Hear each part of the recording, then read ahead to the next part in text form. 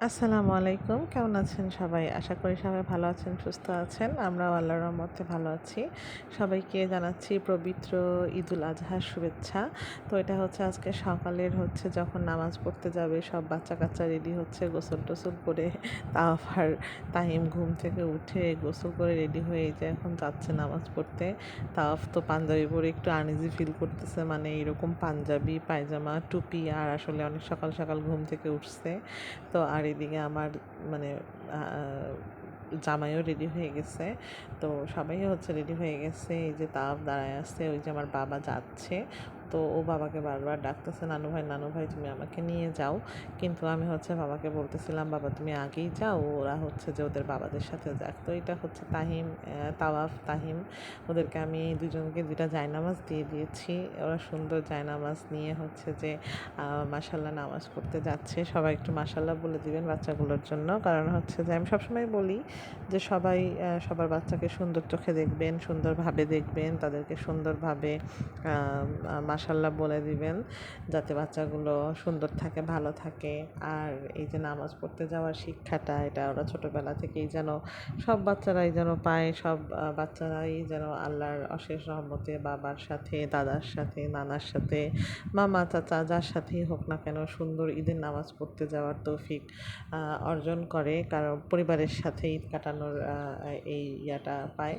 তো যে এই যে তাওয়াফের বাবার হাত ধরে যাচ্ছে, ওইদিকে তাহিমের বাবার হাত ধরে যাচ্ছে। আর এটা আমাদের নীল পাঞ্জাবি পরা, এটা আমাদের মহাব্বত ভাইয়া, মানে আমাদের ফ্যামিলির সবচাইতে বড় ভাই। তো ভাইয়া, আমি বললাম যে, "ভাইয়া তোমরা একটু দাঁড়াও, আমি তোমার একটু ছবি তুলি।" তো ওরা একটু দাঁড়ালো, আমি একটু ছবি তুলতেছিলাম। আর তাহফকে আজকে সকালবেলা গোসল করায় দেওয়াতে তাহফ একটু হাঁচিও করতেছিল। তো যাই হোক, ওয়েদারটা কিন্তু খুব সুন্দর ছিল। সকালবেলা রোদ ছিল না, বাতাস ছিল।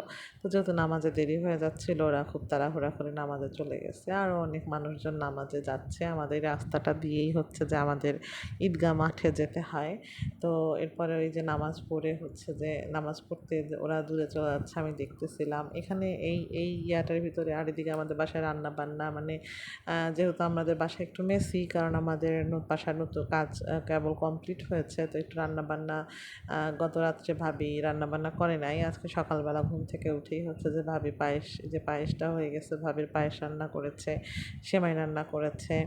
তারপরে যে একটু ঝাল কিছু খাইতে চাইছিলাম জন্য ভাবি যে ও আচ্ছা, তারপরে ভাবি বাচ্চারা যেহেতু পুডিং পছন্দ করে, তো দেখি যে পুডিংও বানাচ্ছে। তো এই যে পুডিংয়ের জন্য ক্যারামেলটা রেডি করে নিচ্ছে। তারপরে ভাবিকে বলছিলাম যে, "ভাবি একটু ঝাল কিছু বানায়ও।" সো যে ভাবি একটু দেখলাম যে চাউমিন রান্না করবে। সেজন্য এখানে এই যে চাউমিনটা সেদ্ধ করে রাখছে। আর এটা যে নুডলসের পুডিংয়ের জন্য ডিম তারপরে মিশায় রাখছে। আর এই যে ভাবির চাউমিনটা প্রায় হয়েই গেছে। এর ভিতরে হয়তোবা ভাবি একটু আরও যেন কি সস-টস অ্যাড করতেছিল। কিন্তু আমি একটু নেড়ে-চেড়ে দেখতেছিলাম। মানে আমি আসলে রান্না-বান্নার সাথে কোনো কাজই করি নাই। আমি জাস্ট দেখেছি সকালবেলা। আমি অ্যাকচুয়ালি কোনো কাজ করি নাই। জাস্ট দেখেছি সবাই কে কী করে। কারণ যে আমি আসলে মেইন কাজটাই করি আমার আম্মুর সাথে কুরবানির পরে।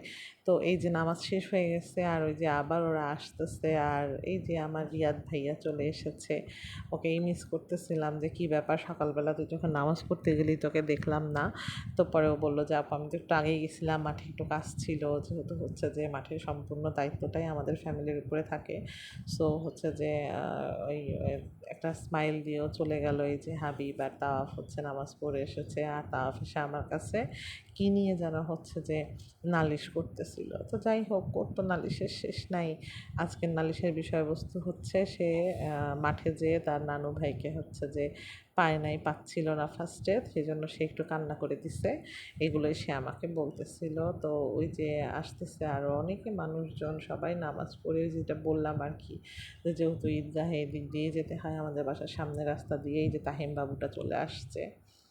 আমাদের তাহিম হচ্ছে মানে খুবই স্মার্ট বয়। এই যে দাঁড়ায় গেছে, ক্যামেরা দেখেও বুঝে গেছে যে আমাকে এখন দাঁড়ায় থেকে একটু পোজ দিতে হবে।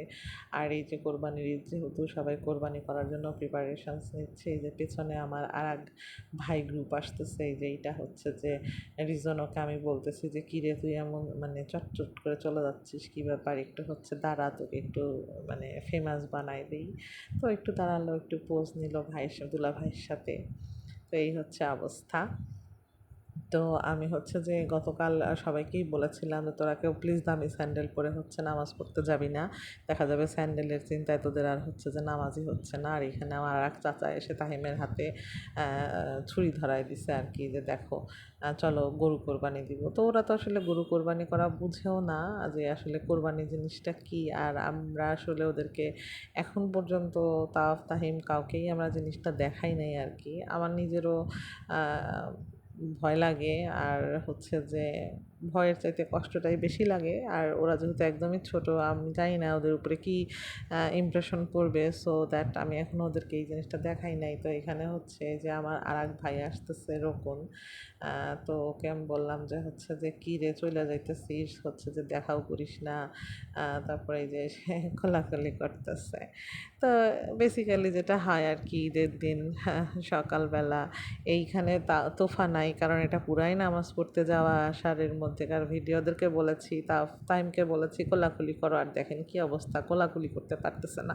পরে আমি তাহিমকে হচ্ছে যে ধরে দেখাই দিছি যে বাবা এই যে এইভাবে কোলাকুলি করো। আর তাহিমকে তাও এমন জোরে ঠেসে ধরছে, তাহিম আমাকে বলতেছে ফুপি আমাকে ছাড়াও ছাড়াও। তো মানে সকালবেলাটা খুবই আসলে মানে এখানে এই সময়টা তোফা ঘুমিয়েছিল, সো দ্যাট তোফা নাই এই জায়গায়। বাট পরে তোফা এটা দেখলে নিশ্চয়ই মন খারাপ করবে। তো যাই হোক, তোফার ঈদ আসলে তখনও শুরু হয় নাই, তোফা হচ্ছে ঘুমাইছিল, তারপরে ঘুম থেকে উঠছে। আর এখানে হচ্ছে জাস্ট হচ্ছে যে ছেলেরা, বাড়ির ছেলেরা সবাই মিলে নামাজ পড়তে গেছে, নামাজ পড়ে এসেছে। আমাদের বাড়িতে একটা ট্র্যাডিশন ফলো করা হয়, সেটা হচ্ছে যে কোরবানির আগ পর্যন্ত আমরা আসলে কেউ কিছু খাই না। কোরবানি হয়ে গেলে আমাদের আমাদের যে পশুটা সেটার কোরবানি হয়ে গেলে তারপরে আমরা আসলে খাই। তো এই ছিল আজকের দিনের হচ্ছে সকালবেলার ছোট্ট একটা মানে টাইম আপনাদের সাথে হচ্ছে যে শেয়ার করলাম। তো যেহেতু আজকে কোরবানির ঈদ ছিল, কোরবানি মানে কিন্তু শুধু হচ্ছে যে গরু কিংবা খাসি কিংবা উট দুম্বা এই সকল পশু কোরবানি করে দেওয়া না। কোরবানির সাথে সাথে আমাদের ভিতরের যে একটা পশুত্ব থাকে, হিংস্রতা থাকে, তারপরে হচ্ছে যে ঘৃণা থাকে, হিংসা থাকে, বিদ্বেষ থাকে, আমরা যেন এই সব জিনিসগুলোরও কোরবানি করতে পারি। তো আশা করি হচ্ছে যে ঈদ সবার ভালোই কাটবে, কাটুক ইনশাল্লাহ। সবাই ভালো থাকবেন, সুস্থ থাকবেন, পরিবার পরিজন নিয়ে আনন্দের সাথে ঈদ কাটান। আল্লাহ হাফেজ।